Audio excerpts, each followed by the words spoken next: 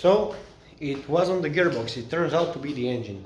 And this makes absolutely no sense. The engine was rebuilt actually not that long ago. It was rebuilt I think in February, now we are July, and it doesn't make any sense that this engine won't start.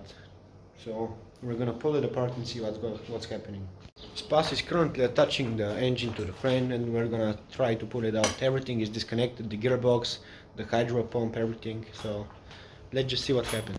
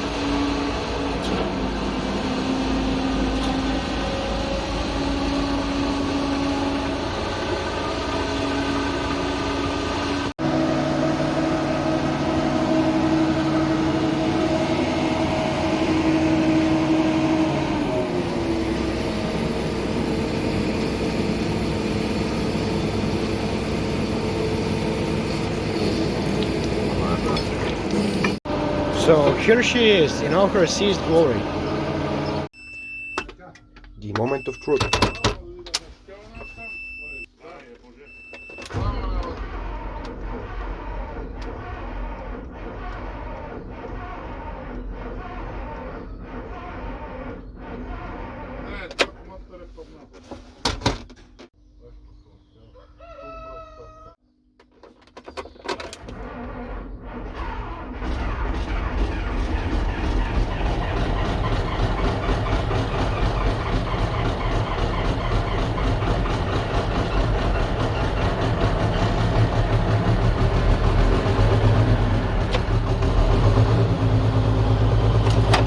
This bitch is online.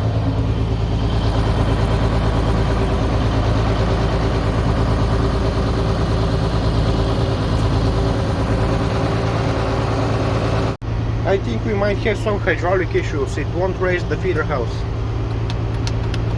but everything else seems to work fine.